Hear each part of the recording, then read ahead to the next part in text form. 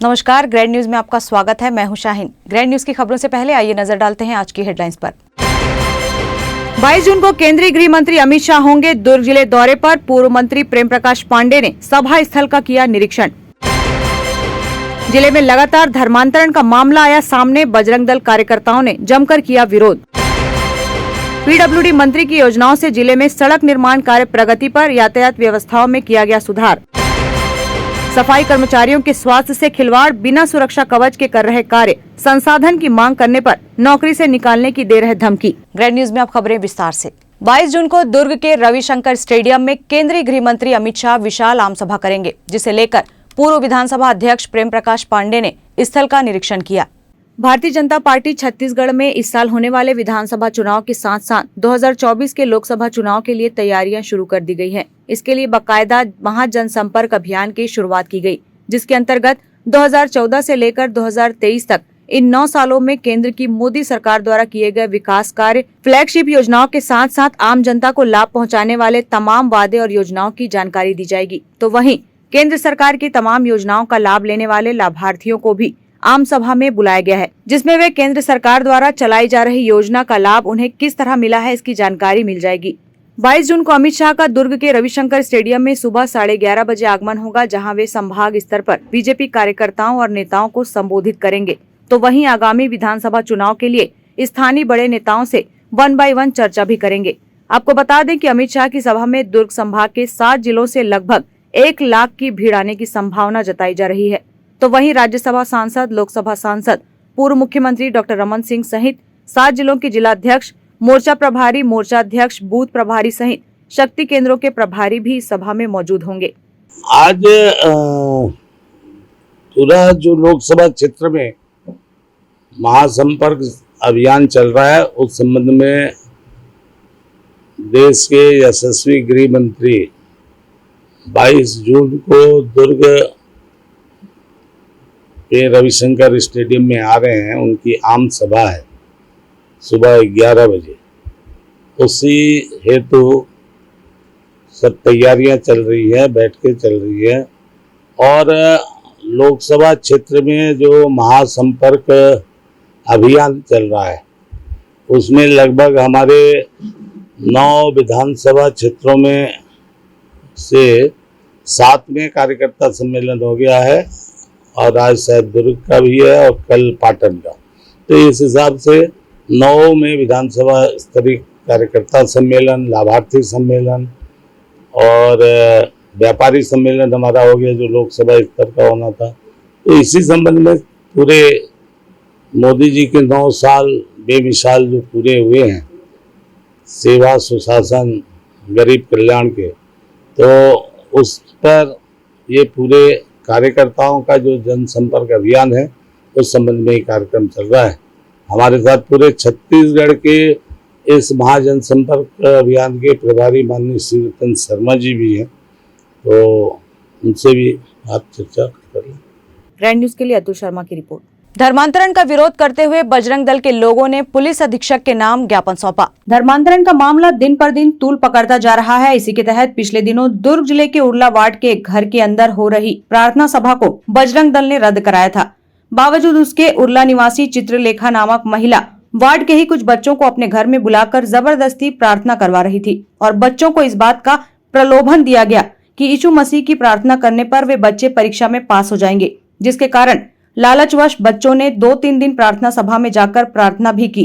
जब इस बात की खबर बजरंग दल के लोगों को मिली, तब उन्होंने इस बात पर विरोध जताया और सभी मोहल्ले वासियों को एकत्रित कर दुर्ग जिले के एसपी शलभ सिन्हा से मुलाकात करने की बातें कही, जिससे छत्तीसगढ़ में लगातार हो रहे धर्मांतरण के मुद्दे पर रोक लगाई जा सके। 3 दिन पहले उरला जो है दुर्ग में, वहां पर चित्रलेखा साहू नामक महिला, पहले भी वो धर्मांतरण के आरोप में उसके ऊपर कार्रवाई हो चुकी है, और अपने घर में अतिक्रमण करके मंदिरों में गंदा पानी बहाती थी, जिसका शिकायत होने के बाद तहसीलदार और थाना प्रभारी जाकर के उस पर कार्रवाई की थी, और उन्होंने टोटल धर्मांतरण का और प्रार्थना सभा लगाने का काम उसने बंद कर दिया था गांव में। तब जाकर थोड़ी शांति हुई। उसके बाद 3-4 रोज पहले की घटना है, फिर ये बाहरी लोगों को बुला करके प्रार्थना करने की आड़ में धर्मांतरण का कार्य कर रही थी। इसकी सूचना मिली गाँव वालों को, गाँव वाले लोग जाकर समझाए तो वो महिला इतनी खतरनाक है कि वो हंसिया से पहले हमारी मातृशक्ति पर वार करती है, उसके उंगली में चोट आता है और उसके बाद हाथापाई की स्थिति भी होती है, हाथापाई भी होता है। और हम थाने में जब पहुंचते हैं तो थाने में दोनों पक्षों से बातचीत करने के बाद लिखा पड़ी होती है कि आपस में गांव में शांति माहौल बना रहे, इसलिए हम दोनों पक्ष एक दूसरे पर कार्रवाई नहीं चाहते हैं। अचानक एक वीडियो बाहर आता है और वह वीडियो कहीं ना कहीं षड्यंत्रपूर्वक तरीके से मिशनरी लोगों ने आधा कटिंग करके उस वीडियो को डाला है और उसमें मारपीट करते हुए हमारी बहनों को दिखाया गया है। इस मारपीट के आगे का वीडियो कहाँ है वो पहले आना चाहिए, क्योंकि वीडियो इन लोगों ने आधा डाला है। क्योंकि सबसे पहले हंसिया से जो वार किया वो वीडियो कहाँ है। तो कुल मिलाकर एक षड्यंत्र करके पुलिस प्रशासन पे दबाव बनाकर कार्रवाई करने की योजना से ये काम कर रहे हैं। तो हिंदू समाज चुप बैठने वाला नहीं है, हिंदू समाज भी इन पर कार्रवाई कराएगा और डंके की चोट पे कराएगा। और चित्रलेखा साहू जो छोटे छोटे बच्चे, जो ये बच्चे भी यहाँ खड़ी है जो आई है, वो छोटे बच्चों को ये बोलती है कि पढ़ाई अगर नहीं भी करोगे तो यीशु मसीह को मानोगे बेटा तो तुम पास हो जाओगे। इस प्रकार से इन छोटे छोटे बच्चों को बरगलाना फुसलाना, कौन माँ कौन बाप चुप रहेगा? जो अपने धर्म के प्रति इस प्रकार से आस्था रखने वाले को अगर कोई बोलता है तो कोई चुप कैसे रह सकता है? इसलिए महिलाओं ने अपना प्रतिकार किया और उसको ये लोग गलत रूप से दर्शाने का प्रयास कर रहे हैं, जिसका हम विरोध करते हैं। इसके लिए हम पुलिस अधीक्षक महोदय से भी मिलने जा रहे हैं, उन्होंने समय दिया है। हम कंट्रोल रूम जाकर मिलकर अपनी बात रखेंगे और ज्ञापन सौंपेंगे। हम समस्त महिलाओं के साथ, उस दिन की घटना में जो लोग थे, पूरे गाँव वालों के साथ हम यहाँ पर खड़े हैं और लेकर जा रहे हैं उनको हम पुलिस अधीक्षक से मिलने के लिए। थी कि तुम लोग यीशु को मानो, पेपर में नहीं बैठोगे तो पास हो जाओगे, ऐसे करके बोल रहे थे। चित्ररेखा बड़ी मम्मी मान गई थी, प्रार्थना करने के लिए जा रही थी। एक हफ्ते 3 गए थे, प्रार्थना सिखा रही अपने घर में 1 घंटा। नहीं बताया कि छुपके से आना, किसी को मत बताना। नवीन प्राथमिक शाला उलट। ग्रैंड न्यूज के लिए वीना दुबे की रिपोर्ट। राज्य में सड़कों के जाल को तेजी से फैलाने में पीडब्ल्यूडी मंत्री ताम्रध्वज साहू की अहम भूमिका है। अक्सर उनके मंत्रालय के काम की तारीफ भी होती है। जिस तरह से छत्तीसगढ़ में सड़कों का निर्माण हो रहा है, उसकी अहम वजह ताम्रध्वज साहू ने नीतियों में बदलाव को बताया है। ताम्रध्वज साहू ने कहा कि मुख्यमंत्री के निर्देशानुसार राज्य में सड़कों का जाल बिछाया जा रहा है। हमारी सरकार सबसे ज्यादा खर्चा सड़कों पर कर रही है, क्योंकि आवागमन सड़क दुर्घटना से अब तक सरकार द्वारा 15 से 16 हजार करोड़ रुपए सड़कों पर लग चुके हैं। लगभग छत्तीसगढ़ की सारी सड़कें बन चुकी है। अधिकतर सिंगल लाइन को डबल लाइन में परिवर्तन कर चुके हैं। साथ ही बताया गया कि नक्सली इलाकों में भी हम लगातार सड़कों का निर्माण कराते जा रहे हैं। 70 से ज्यादा कैंप खुल चुका है। कैंप खोलने का मतलब ही सड़कों का निर्माण कराना है। वहीं सरकार द्वारा जनता को सड़कों के माध्यम से काफी सुविधा दी गई है। देखिए, जब हमारी सरकार बनी तो माननीय मुख्यमंत्री भूपेश बघेल जी के साथ मीटिंग हुई। पीडब्ल्यूडी डिपार्टमेंट की कार्य योजना क्या हो, तो माननीय मुख्यमंत्री जी ने निर्देश किया कि समस्त सड़कों को, पुल पुलिया को बहुत अच्छा बनाना है। हमारा अन्य मदों में जो खर्च करते हैं उससे ज़्यादा सड़कों में करना है, क्योंकि आवागमन का है, एक्सीडेंट से बचने का है, बहुत सारी चीज़ें हैं। तो उस दृष्टिकोण से 15-16 हजार करोड़ रुपया हमारा सड़कों में लग चुका है और लगभग छत्तीसगढ़ की सारी सड़कें बन चुकी हैं। बहुत ज़्यादा पत्थल गांव के आसपास की सड़कों के विषय में बात आती थी। ये लोग 15 साल में कुछ नहीं किए, हम लोगों ने उसके लिए भी राशि स्वीकृत की, काम चालू हो गया है। आज की तारीख पे कोई व्यक्ति ये नहीं कह सकता कि यहाँ सड़क खराब है। निर्माण करते समय उखाड़ते हैं, बनाने के लिए वो ज़रूर खराबी रहता है कुछ समय के लिए, लेकिन अब हम लोग पूरी तौर पर, चाहे ब्रिज की बात हो, सड़कों की बात हो, पूरे छत्तीसगढ़ में जाल बिछा चुके हैं। अधिकतर हम लोगों ने सिंगल लेन को 2 लेन सड़कों में परिवर्तित भी कर दिया है। इसलिए मैं समझता हूँ ये हमारे सड़कों के मामले में और छत्तीसगढ़ प्रदेश के लिए स्वर्णिम अवसर। नक्सल क्षेत्र में भी भयंकर सड़कें हम लोगों ने बनाया है। इवन यहाँ तक कि 70 नए कैंप हम लोगों ने खोले हैं। कैंप खोलने का मतलब ही सड़क हम बनाते जाते हैं, आगे बढ़ते जाते हैं, कैंप खोलते जाते हैं, सड़क बनाते जाते हैं, ऐसा है। जिस झीरम घाटी की बात करते हैं, आज दिन और रात को 12 बजे आदमी उसमें यात्रा करते हैं, ऐसा हम लोगों ने वहाँ भी कर दिया है। और इसीलिए आवागमन वहाँ चल रहा है, सर्वाधिक मोटरसाइकिल बिक रहा है, सर्वाधिक ट्रैक्टर बिक रहे हैं। तो ये हमारी उपलब्धि है कि जनता को हम लोगों ने सड़कों के माध्यम से काफ़ी राहत और सुविधाएं दी है। ग्रैंड न्यूज के लिए अतुल शर्मा की रिपोर्ट। नगर निगम के स्वास्थ्य विभाग द्वारा जवाहर नगर स्थित देसी शराब दुकान के समीप ट्रेचिंग ग्राउंड बनाया गया है। यहाँ कार्यरत सफाई कर्मचारियों को किसी तरह के सुरक्षा संसाधन उपलब्ध नहीं कराए गए हैं। इसकी मांग किए जाने पर इन्हें नौकरी से निकालने की धमकी भी दी जाती है। शहर की साफ सफाई और स्वच्छता बनाए रखने को लेकर नगर निगम का स्वास्थ्य अमला पूरी तरह से सजग है, लेकिन स्वास्थ्य अमले की सजगता केवल कागजों में ही नजर आती है। वहीं सफाई कार्य में लगे कर्मचारियों की भी सालों से उपेक्षा की जा रही है।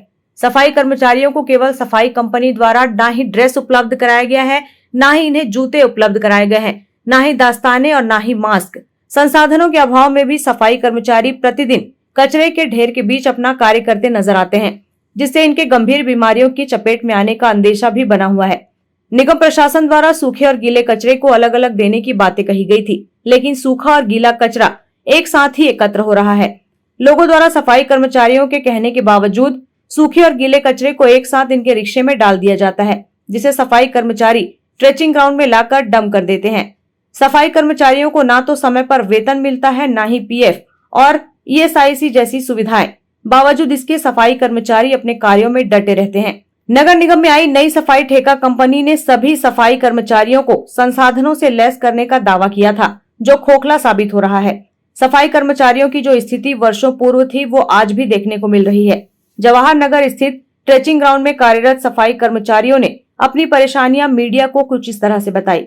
हम लोग को सर्वप्रथम तो सुरक्षा उपकरण जो है सर, हम लोग का जो हैंड ग्लव्स है, हम लोग इतना गंदगी में काम करते हैं तो सुरक्षा उपकरण जो मास्क है, जो इतना बदबूदार जो कचरा डालते हैं लोग घरों से आपत्तिजनक, तो हम लोग को ग्लव्स और मास्क और जैसे जूता, जैसे यहाँ देख लीजिए कितना गंदगी है, यहाँ कीचड़ है यहाँ पे, तो गम बूट्स वगैरह भी सब सारी संसाधन हम लोग के लिए अवेलेबल कराती है सुरक्षा उपकरण के नाम पर।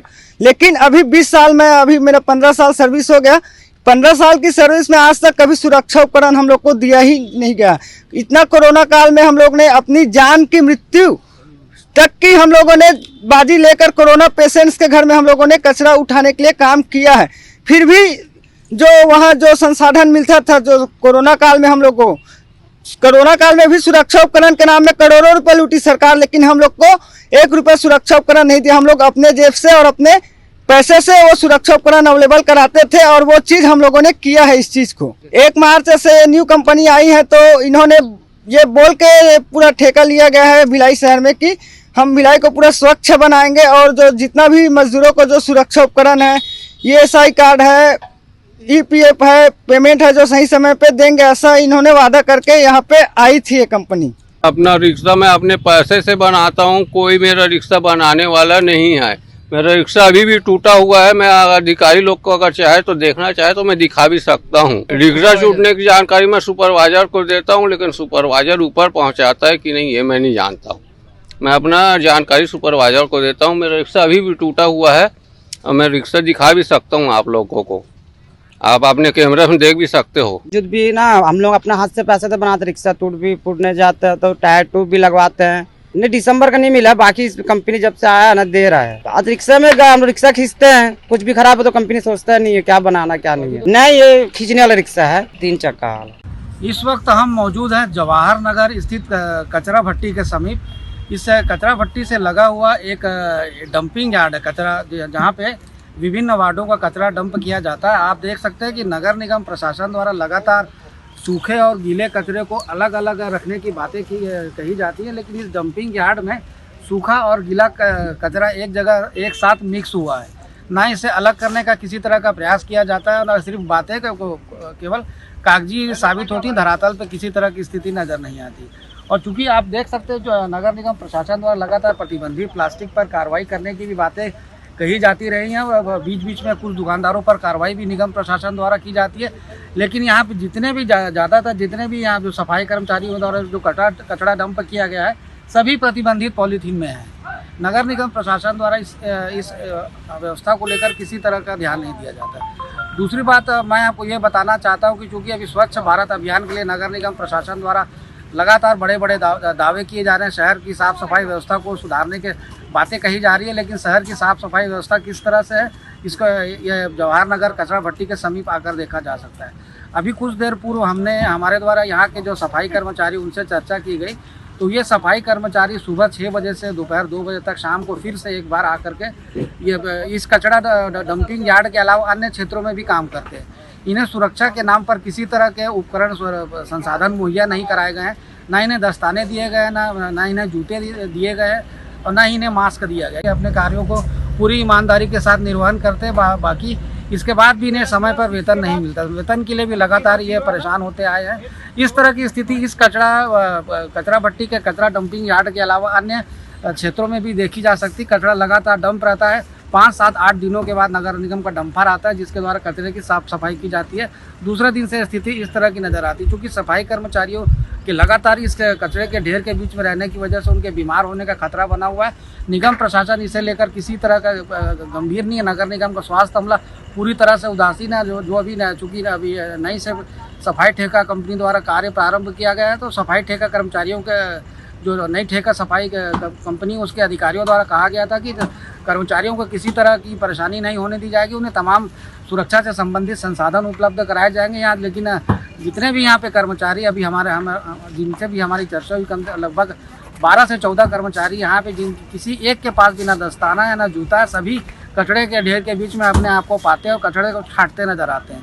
तो इस तरह की कोई गंभीर स्थिति हुई कचड़े के ढेर में लगातार, चूँकि अभी यहाँ खड़े हैं, इतनी दुर्गंध है कि यहाँ खड़ा हो पाना मुश्किल हो रहा। बावजूद इस खबर को आम लोगों तक पहुँचाने, जनता को दिखाने, नगर निगम प्रशासन के अधिकारियों का ध्यान आकृष्ट करने के उद्देश्य से इस खबर को बनाया जा रहा है ताकि अधिकारी जागृत हो, नई सफाई ठेका कंपनी को दिशा निर्देश जारी करे। जिसके बाद चूँकि ये सफाई कर्मचारी भी किसी की औलाद है, किसी की माँ है, किसी का कोई बाप है, इसमें महिलाएं भी शामिल रहती हैं, उन्हें भी किसी तरह का किसी संसाधन उपलब्ध नहीं कराया जाता है। एक सफाई कर्मचारी का ये भी कहना था कि चूँकि महिलाओं को 10-10 किलोमीटर दूर काम पे भेजा जाता है, उनसे उन्हीं के वार्ड में काम नहीं कराया जाता। ये भी एक गलत तरह का संदेश जाता है। दूसरा ये भी है, अंतिम बात मैं आपको ये बताना चाहता हूँ कि अभी हालांकि इलेक्ट्रॉनिक जो कचरा धोने की मशीनें आ चुकी है, मतलब संसाधन आ चुके हैं, बावजूद अभी भी कई कर्मचारियों द्वारा रिक्शों से अपने सफाई लोगों के घरों से कचरा एकत्र किया जाता है और उसको उस रिक्शों का जो संधारण कार्य होता है, मरम्मत होती है, उसके लिए भी नई सफाई ठेका कर्मचारी के उदासीन कर्मचारी स्वयं अपने पैसों से इसका संधारण कराते हैं अपने वाहनों का। तो इस तरह की तमाम अव्यवस्थाएं देखने को मिलती है। नगर निगम द्वारा लगातार दावे किए जाते हैं, लेकिन वो दावे केवल कागजी साबित होते हैं। धरातल पे किसी तरह की स्थिति नजर नहीं आती। इस तरह की अवस्था की स्थिति में स्वच्छ भारत अभियान की परिकल्पना करना और उसमें नगर निगम को नंबर 1 लाना तो कहीं से संभव प्रतीत नहीं होता। निगम के स्वास्थ्य अधिकारियों, नगर निगम आयुक्त को इस ओर ध्यान दिए जाने की जरूरत है। ग्रैंड न्यूज के लिए संजय दुबे। ग्रैंड न्यूज के लिए संजय दुबे की रिपोर्ट। नगर निगम मुख्यालय परिसर में लगभग 25 लाख रुपए की लागत से बना 1.5 टन का बायोगैस प्लांट रख रखाव के अभाव में कबाड़ में तब्दील हो चुका है। अब इस बायोगैस प्लांट का किसी भी तरह से उपयोग नहीं किया जा रहा है। नगर निगम मुख्यालय परिसर में लाखों रुपए की लागत से 1.5 टन के बायोगैस प्लांट की स्थापना कुछ वर्ष पूर्व की गई थी। इस बायोगैस प्लांट का संचालन निगम मुख्यालय के समीप लगने वाली सब्जी मंडी से निकले सड़ी गली सब्जियों आदि से किया जाता था। बायोगैस प्लांट से निकली गैस की सप्लाई आसपास के चाय ठेले खोमचे वालों को भी की जाती थी। इसके कनेक्शन आज भी लगे हुए हैं। कुछ समय तक यह कार्य सफलतापूर्वक चलता रहा, लेकिन इसके बाद बायोगैस प्लांट के रखरखाव को लेकर उदासीनता बरती जाने लगी। इसका संचालन कर रहे ठेकेदार को भी नगर निगम प्रशासन द्वारा पूर्ण भुगतान कर दिया गया था, जिसने किसी कारणवश बायोगैस के संचालन को ही बंद कर दिया। ठेकेदार के द्वारा बायोगैस का संचालन बंद कर दिए जाने के बाद निगम प्रशासन ने भी इस ओर ध्यान नहीं दिया, जिसके फलस्वरूप बायोगैस प्लांट कबाड़ में तब्दील हो चुका है। इसका संचालन पूरी तरह से बंद है। इसमें लगे लाखों रुपए डूब चुके हैं, जिसमें किसी तरह का आर्थिक लाभ भी नगर निगम को नहीं प्राप्त हो सका। निगम परिसर की झाड़ियों के बीच खड़ा बायोगैस प्लांट अपनी असफलता की कहानी खुद ही बयां कर रहा है। ग्रैंड न्यूज के लिए भिलाई से कैमरामैन खेमराज निषाद के साथ संजय दुबे की रिपोर्ट। वक्त हो चला है एक ब्रेक का। आप देखते रहिए ग्रैंड न्यूज।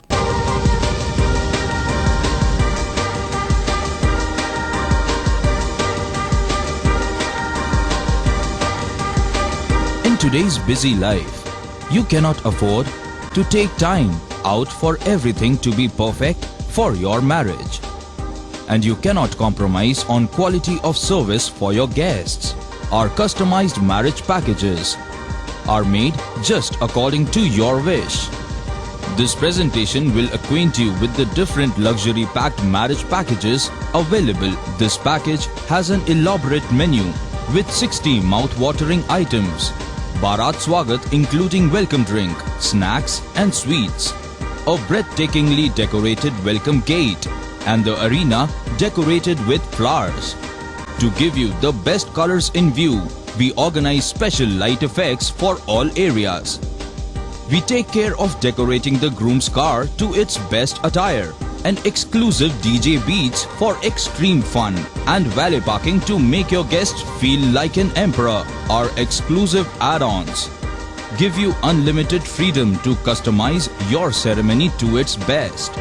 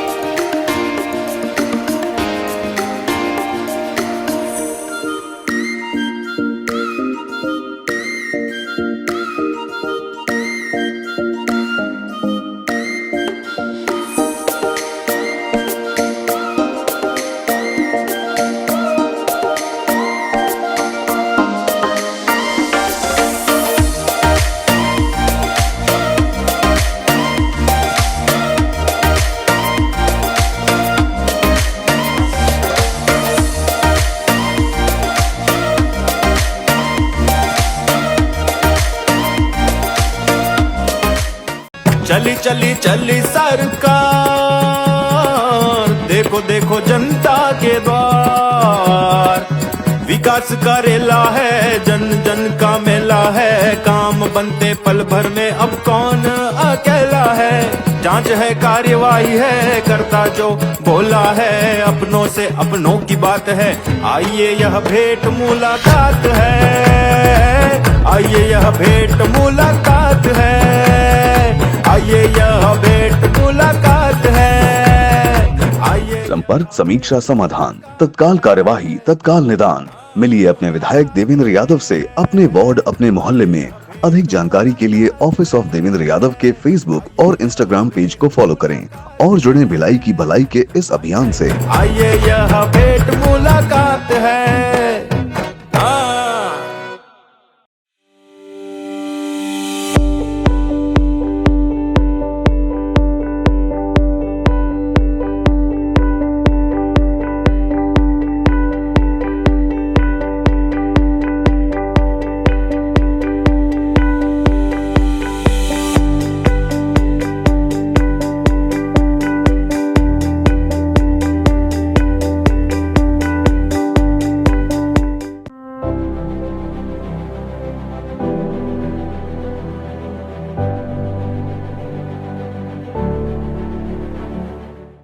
ब्रेक के बाद आपका स्वागत है। यातायात पुलिस द्वारा पावर हाउस और सुपेला ओवरब्रिज के नीचे अवैध रूप से खड़े 16 माल वाहकों पर मोटर व्हीकल एक्ट के तहत कार्रवाई करते हुए 12,800 रुपए का अर्थदंड वसूल किया गया। यातायात पुलिस द्वारा वाहन चालकों पर कार्रवाई कर भविष्य के लिए वाहन नहीं खड़ा करने समझाइश दी गई। यातायात पुलिस द्वारा भविष्य में नो पार्किंग में खड़ी वाहनों पर निरंतर कार्रवाई की जाएगी। शलभ कुमार सिन्हा पुलिस अधीक्षक दुर्ग के निर्देश पर एवं सतीश ठाकुर, सतानंद विंध्यराज उप पुलिस अधीक्षक यातायात के नेतृत्व में यातायात जोन आकाशगंगा प्रभारी अनीश सारथी एवं उनकी टीम के द्वारा नेशनल हाईवे में नवनिर्मित ओवरब्रिज के नीचे खड़े मालवाहक वाहनों पर मोटर व्हीकल एक्ट की धाराओं एवं पार्किंग के तहत कार्रवाई करते हुए 16 मालवाहक वाहनों से 12,800 रुपए अर्थदंड वसूला गया। साथ ही भविष्य में इस प्रकार से नेशनल हाईवे में एवं किसी भी मार्ग पर वाहन न खड़ा करने हेतु समझाइश दी गई। चालकों को बताया गया कि नो पार्किंग में वाहन खड़ा करने से ट्रैफिक जाम एवं सड़क दुर्घटनाओं की संभावना बनी रहती है। गौरतलब है कि नवनिर्मित ओवरब्रिज के नीचे 4 पहिया वाहन के चालकों द्वारा वाहन स्टैंड अवैध रूप से बना लिया गया है। सुबह से रात तक यहाँ वहाँ खड़े नजर आते हैं, जिससे दुर्घटनाओं का अंदेशा भी बना रहता है। यातायात पुलिस को माल वाहकों के अलावा छोटे 4 पहिया वाहन चालकों के खिलाफ भी कार्रवाई किए जाने की जरूरत है। आसपास के दुकानदारों और यहाँ खरीदी करने आए लोगों ने मुख्य मार्ग को ही पार्किंग स्टैंड में तब्दील कर दिया है। प्रतिदिन यहाँ गाड़ियों की संख्या बढ़ती ही चली जा रही है, जिससे सड़क से आवाजाही कर रहे लोगों को परेशान होना पड़ता है। इन पर भी मोटर व्हीकल एक्ट के तहत कार्रवाई किए जाने की सख्त जरूरत है। ग्रैंड न्यूज के लिए भिलाई से संजय दुबे की रिपोर्ट। सुने मकान का ताला तोड़कर लाखों की चोरी करने वाले आरोपियों को मोहन नगर पुलिस तलाश कर रही है। दुर्ग मोहन नगर थाना क्षेत्र के अंतर्गत 13वीं कार्यक्रम में शामिल होने के लिए परिवार मकान में ताला जड़कर गया हुआ था। वापस लौटने पर मकान का ताला टूटा पड़ा मिला। मकान के भीतर प्रवेश करते ही सारा सामान बिखरा पड़ा मिला। मकान की अलमारी में रखे जेवरात और नकदी रकम गायब मिले। शिकायत के बाद पुलिस ने धारा 457, 380 के तहत कार्रवाई की है। मामला हरिनगर वार्ड 59 दुर्ग निवासी नरेंद्र शर्मा के घर का है, जो फाइनेंस कंपनी में काम करते हैं। चोरी हुए सामानों की कीमत नकदी सहित 80,000 रुपए बताई जा रही है। हरिनगर में ये मेरा घर है। मैं कल शाम को मेरे यहाँ 13 का कार्यक्रम था रायपुर में, तो मेरी दादी सास एक्सपायर हो गई थी, तो वहाँ गया हुआ था। शाम को 5 बजे के आसपास में निकला हूँ और वहाँ में रात रुका हुआ था। तो आज सुबह मेरे को पता चला कि मेरे घर में चोरी हुई है करके, तो मैं तुरंत रायपुर से यहाँ आया। उसके बाद आया तो सब देखा तो मेरे घर का दरवाजा वगैरह सब टूटा हुआ है और पूरे कैश और जितने भी जेवरात वगैरह हैं सब चोरी समथिंग वही करीबन 6-7 लाख के आसपास का सोना वगैरह ले गए हैं और 50-1,000 का कैश लेके चले गए हैं। ग्रैंड न्यूज के लिए वीना दुबे की रिपोर्ट। केंद्रीय गृह मंत्री अमित शाह की सभा रविशंकर स्टेडियम में की जाएगी, जिसे लेकर बीजेपी के प्रदेश उपाध्यक्ष व दुर्ग संभाग प्रभारी भूपेंद्र सवन्नी निरीक्षण करने स्टेडियम पहुंचे। उनके साथ भाजपा के आला नेता भी मौजूद थे। 22 जून को अमित शाह का दुर्ग जिले का दौरा प्रस्तावित है, जहां संभाग स्तर पर बीजेपी कार्यकर्ताओं और नेताओं को संबोधित करेंगे, तो वहीं स्थानीय बड़े नेताओं से 1 बाय 1 चर्चा भी करेंगे। आपको बता दें कि अमित शाह की सभा के लिए रविशंकर स्टेडियम में तैयारी की जा रही है। उसको लेकर प्रदेश उपाध्यक्ष व दुर्ग संभाग प्रभारी भूपेंद्र सवन्नी स्टेडियम पहुंचे और स्थल का निरीक्षण किया। 7 जिलों से लगभग 1 लाख की भीड़ आने की संभावना जताई जा रही है। सभा में भाजपा ने संभाग के 7 जिलों से कम 1 लाख लोगों को जुटाने का लक्ष्य रखा है। तो वहीं राज्यसभा सांसद, लोकसभा सांसद, पूर्व मुख्यमंत्री डॉक्टर रमन सिंह सहित 7 जिलों के जिलाध्यक्ष, मोर्चा प्रभारी, मोर्चा अध्यक्ष, बूथ प्रभारी सहित शक्ति केंद्रों के प्रभारी भी इस सभा में मौजूद होंगे। आगामी 22 जून को अमित शाह दुर्ग से विधानसभा चुनाव का चुनावी बिगुल फूकेंगे। दुर्ग संभाग में 20 विधानसभा सीट है, जिसमें 18 पर कांग्रेस और 2 पर बीजेपी की जीत हुई थी। इस समीकरण को बदलने के लिए और संभाग की ज्यादा से ज्यादा सीटें जीतने के लिए बीजेपी की तैयारी जोरों पर है। देश के यशस्वी प्रधानमंत्री आदरणीय श्री नरेंद्र मोदी जी के 9 वर्ष के स्वर्णिम कार्यकाल के अवसर पर पूरे देश भर में भारतीय जनता पार्टी के वरिष्ठ नेताओं की 51 रैलियां हो रही है और उसी कड़ी में दुर्ग लोकसभा क्षेत्र के मुख्यालय दुर्ग में भारत देश के यशस्वी गृह मंत्री, आधुनिक राजनीति के चाणक्य आदरणीय श्री अमित शाह जी का आगमन 22 जून को दुर्ग में हो रहा है और उनकी व्यापक तैयारियां कर ली गई है। आज रविशंकर स्टेडियम को भी सुनिश्चित किया गया है और उसी स्थल का निरीक्षण करने सारे वरिष्ठ पदाधिकारी यहाँ उपस्थित हुए हैं। बहुत ही बड़ी संख्या में पब्लिक यहाँ उपस्थित होगी और कार्यकर्ताओं में भी भारी उत्साह है, जनता में भारी उत्साह है और आज अभी तक की ऐतिहासिक सभा यहाँ होने वाली है। ग्रैंड न्यूज के लिए अतुल शर्मा की रिपोर्ट। ग्रैंड न्यूज की खबरों में फिलहाल इतना ही। अब इजाजत दीजिए, नमस्कार।